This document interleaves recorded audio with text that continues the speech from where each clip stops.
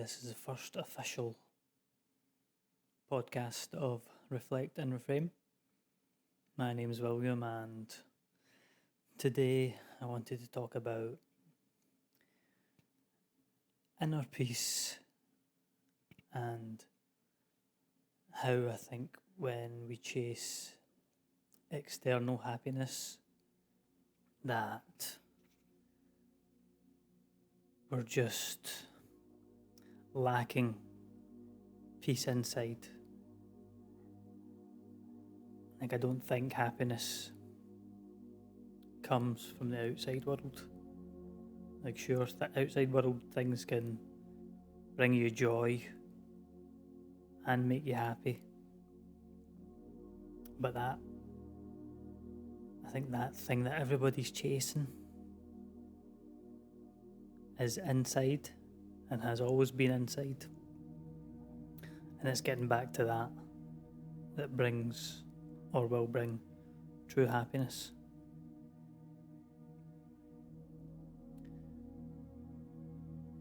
We can't define or we can't let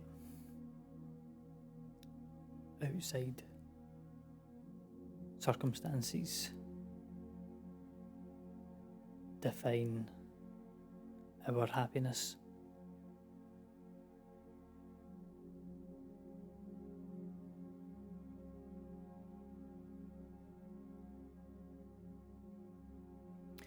I don't know why every time I sit in front of the camera I just still struggle to get the words out.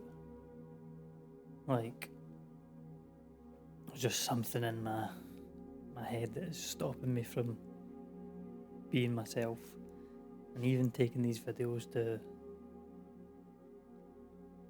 is that me? I don't know if I'm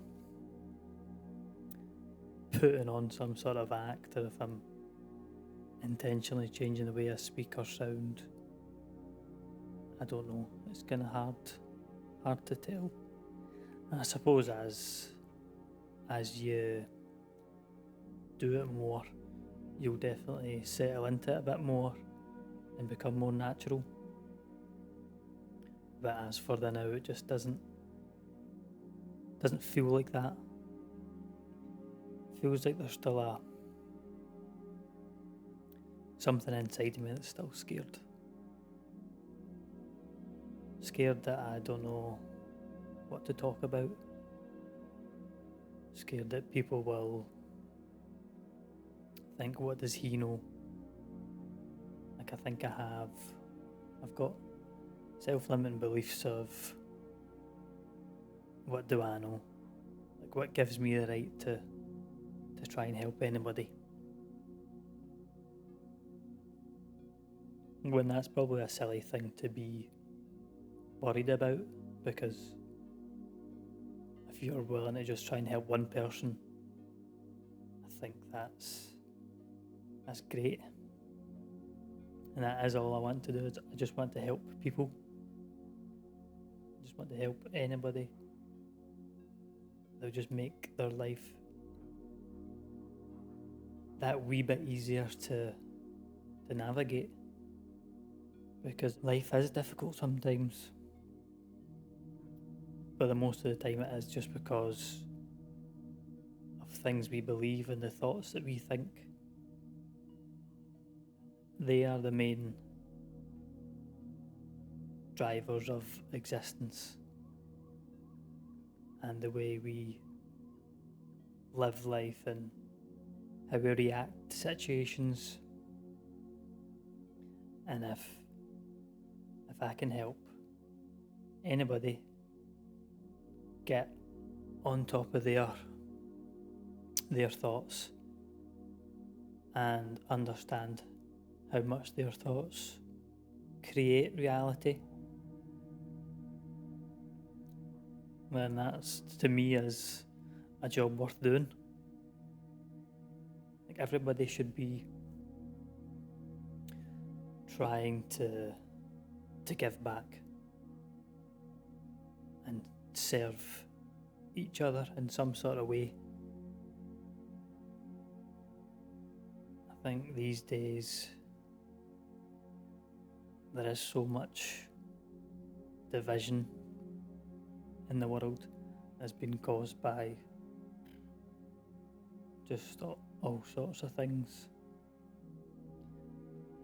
and you sort of get people turning against other people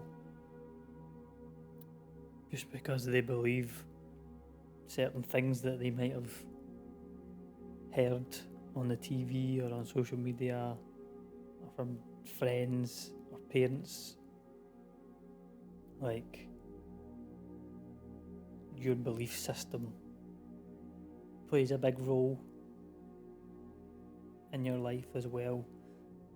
And I think when you don't challenge the beliefs that you hold, or you're not open to listening to other people's beliefs, and instead you just defend your beliefs as if they are the truth,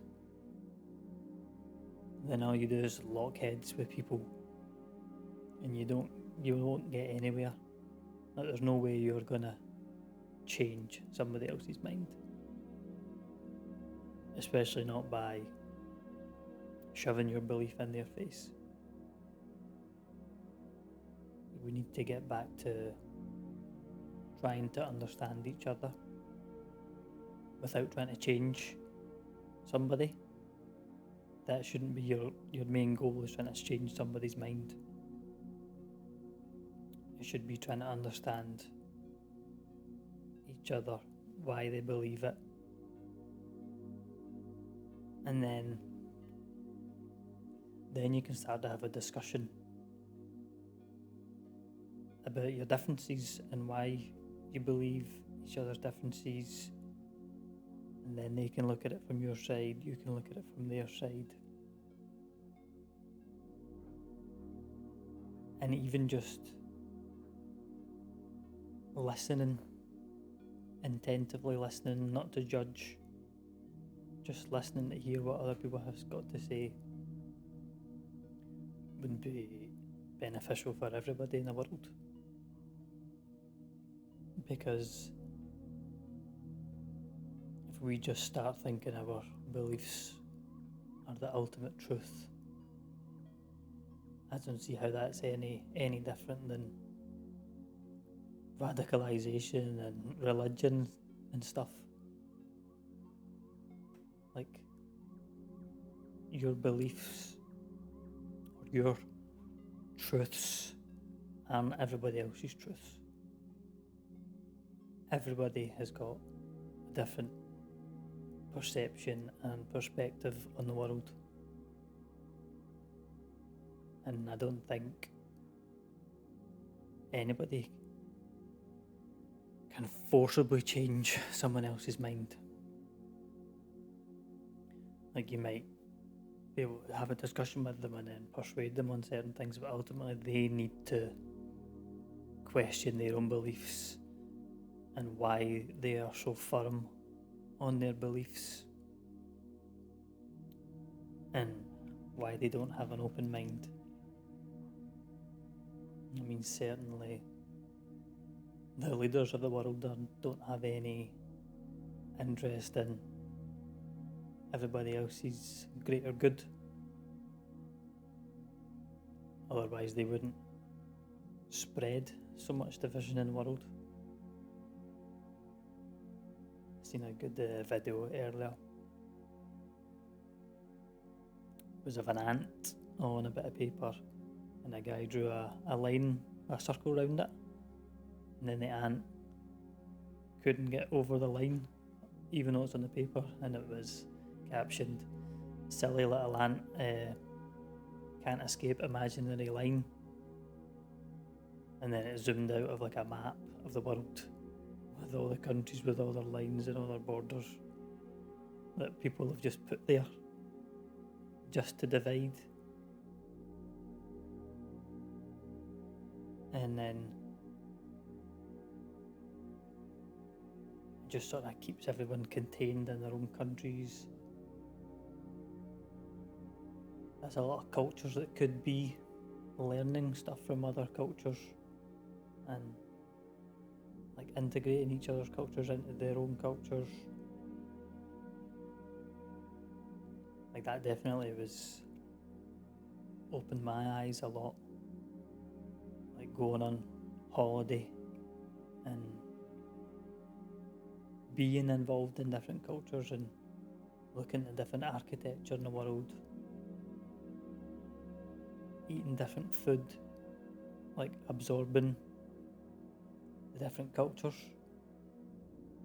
And I think it's great. Everybody should experience that and appreciate different cultures, because that is what we are at the end of the day. I mean, we're all human, we're all the human race, and we just have different cultures. What was I saying there about cultures? Yeah, cultures and just general division of the world and the way the world is. It can be a shitty place, and it can be hard to find happiness,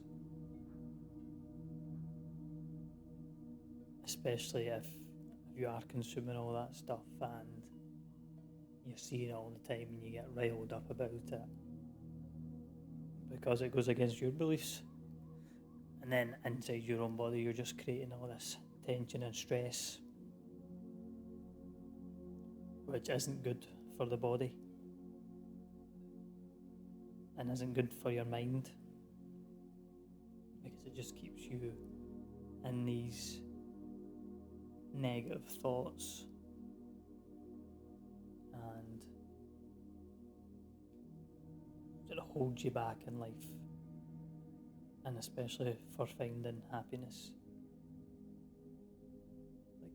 For me, happiness is inner peace. Like knowing, no matter what happens on this outside material world, that you will always have that inner peace and you're accepting it and allowing of whatever happens. And of course, bad things are going to happen. Like, it would be silly to think that bad things are never going to happen in life and things that suck. But it's how you deal with them that keeps that inner peace there and will keep you, in my eyes, successful in life. I definitely see maybe the trend is shifting. A few years ago, and probably still to this day, material wealth is a thing that a lot of people chase, and that just sort of promotes this capitalist society that we live in, when I think we should all be trying to get back to a community, a community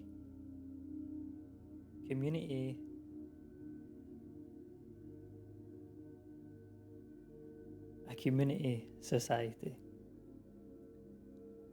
Like my parents used to tell me, or have told me, back in like the 70s and 80s, like the street they lived on, everyone used to be in and out each other's houses, and they could leave their doors open, all the kids played with each other, they all took like summer trips away,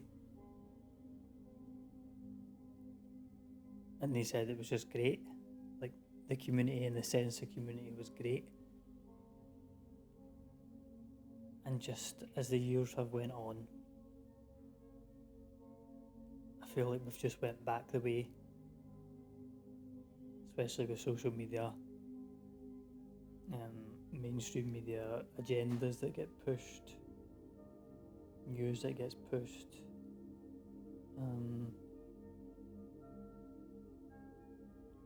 COVID, that another thing that caused division and caused a lot of people to be segregated from the communities that they might have had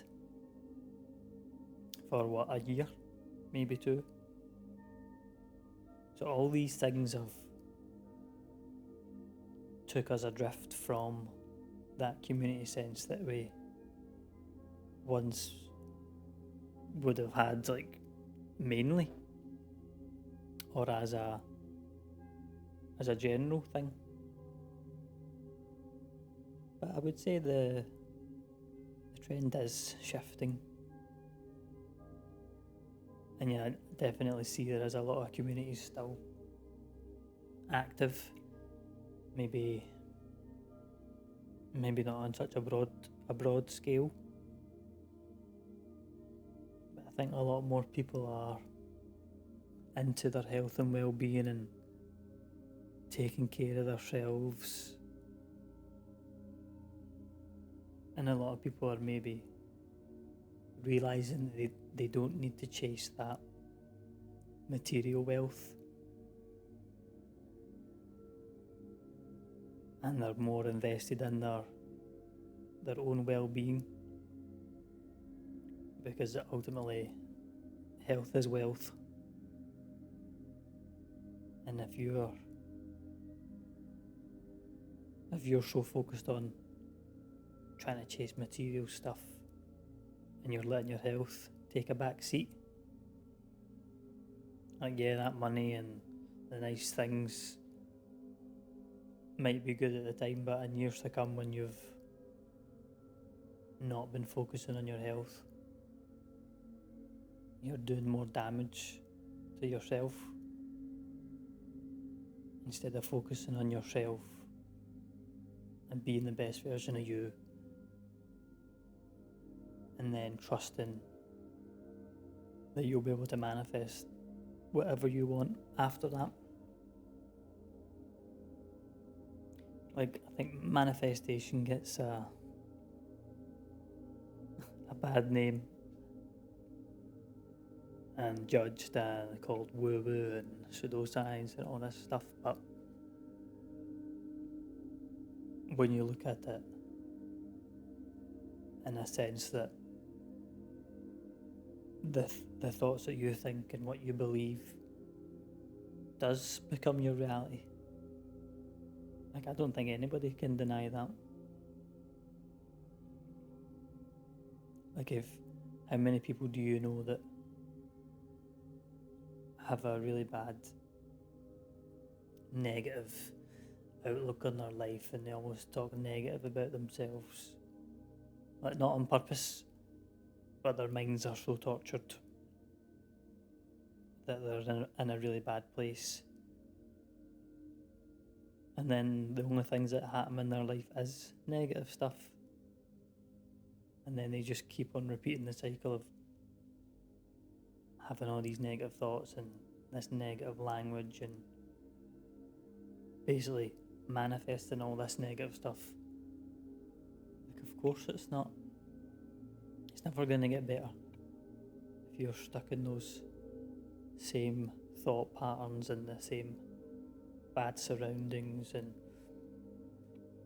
keep on using bad language about yourself and putting yourself down and not showing up for yourself and not showing yourself love. Like, that is manifesting. Like, that reality is being created from every thought that you have.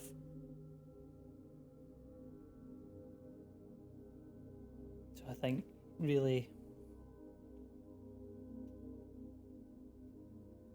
working on your mind and getting yourself back to being that bundle of joy you were when you were born, before you had all these beliefs and the things that might have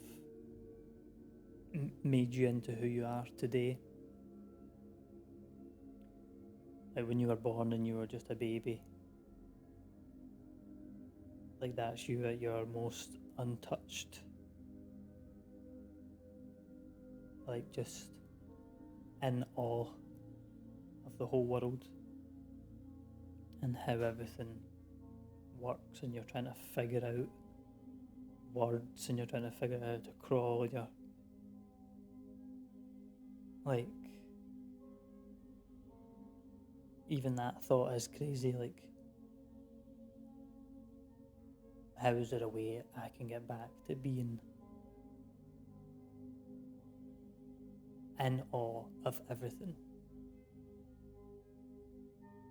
Like, you really need to slow down in life and try and be in awe of stuff, because it's no different from when you were a baby and life was in front of your eyes. It's still that same creative field right in front of you that you witnessed when you were a baby. But now we're just so, like, our minds have processed so much and we just take a lot of things for granted. Like, that's a plant. Like, I know that's a plant. It's not new. I already know it.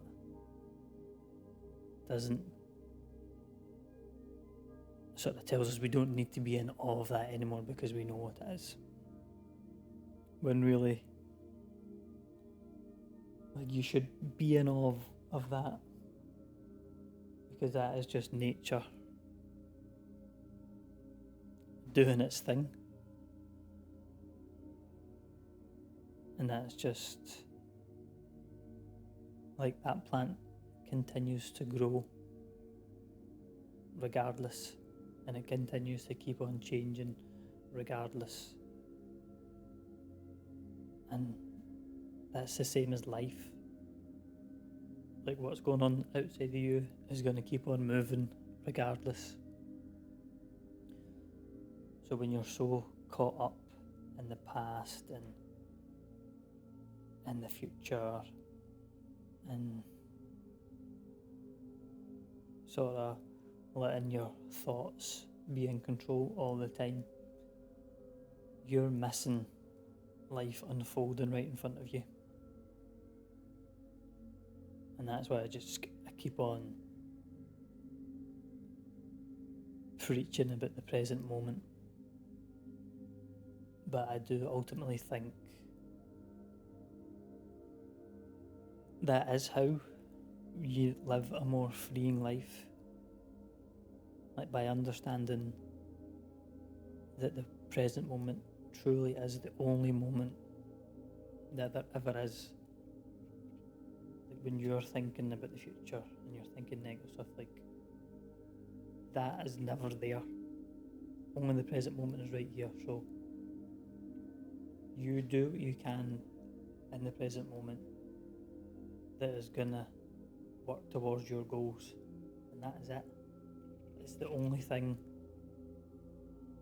you should be focused on. And I know that's easy saying it, and people might get triggered at even saying that you don't need to worry about the future. And it's scary to think, oh, how can you live life without worrying about the future? But by understanding that worrying about the future is just thoughts going over your head, and you're not actually taking any action in the moment. Like, if you just keep on telling yourself that, like when you're meditating, if you meditate, if you don't meditate, I highly recommend it. Yeah, when you're meditating, I think people think you're trying to shut off your mind completely.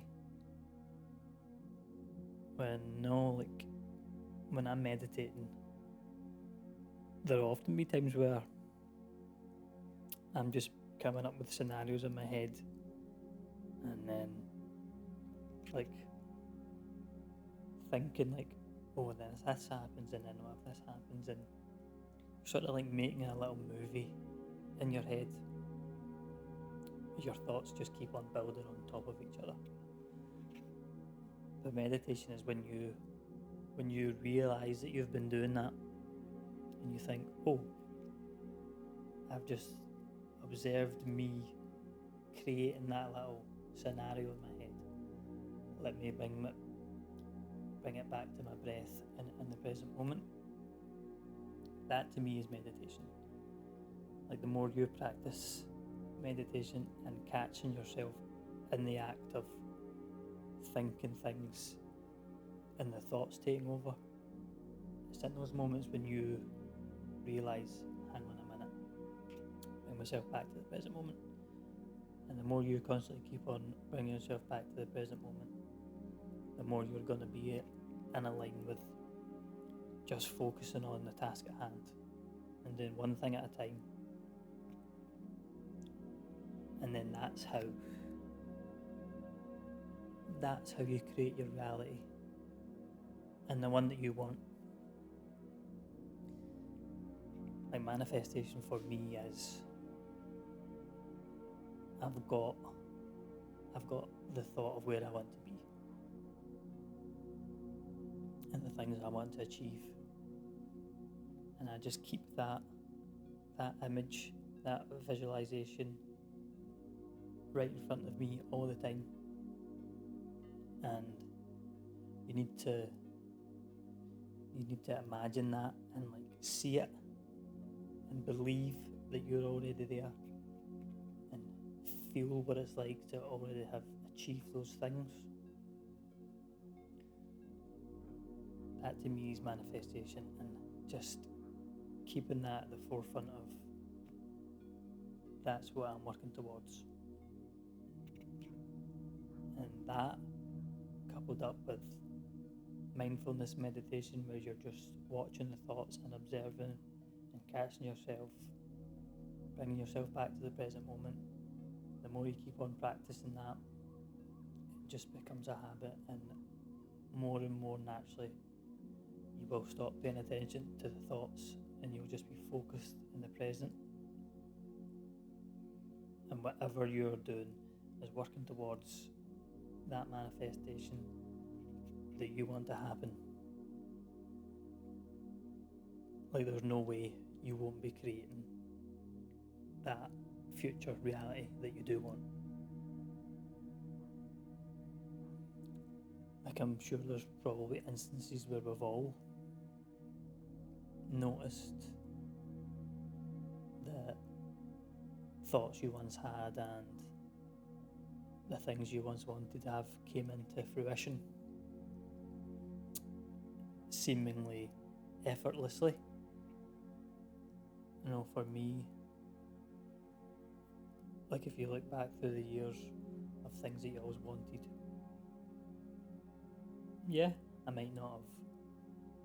things might not have turned out the way I expected them to, which is fine. You need to accept that sometimes your expectations aren't going to be met, but it's how you react to that expectation not being the way you thought is what makes a difference. Because if you can just accept that it turned out that way, that's fine. It wasn't meant to be, or it would have turned out a different way. Some things you just can't control, and when you expect a certain thing that's out with your control to go a certain way, and it doesn't get met, and then you start getting worked up and angry about a situation that you can't control, you're just putting your body through all these stressful moments causing yourself to be uptight and sort of hurting yourself. But when you look at that, or when you get to a point of accepting whatever happens in life, that is also a lot more freeing. If you just sort of pause and reflect on your life and look back and see if ever there was a time where you had a thought or an idea and it did end up becoming reality. I can remember a place I worked at a few years ago. I've been there for 4 years at the time. I started asking myself, like, my journey began around that time, and I was asking myself, is welding really what I want to be doing for the rest of my life? Like, is this all there is to life? And then so my natural belief was, oh, I need to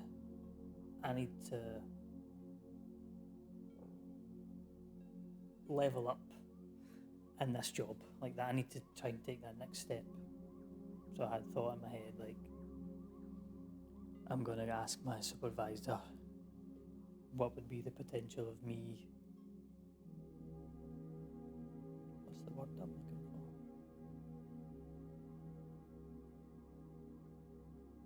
The word has escaped me, or the term. But sort of getting a promotion and climbing the corporate ladder, as it were. So I thought, I'm going to ask him, and if he says no, then I'm just going to start looking elsewhere, because I don't want to be welding forever. I don't want to be like in my 60s and still in that game. Not that there's anything wrong with that, but I just didn't want that for myself. Like, that's just not me. Like, I was trusting myself in, like, that's not you. Like, there's something else out there. And so I was going up with all these scenarios in my head of, he says no, and then I need to look for another job, and then it's like, oh, but it'd be hard to find another job. This one's really secure. The work was relatively easy, good money, good conditions. And then I was just like, no, like,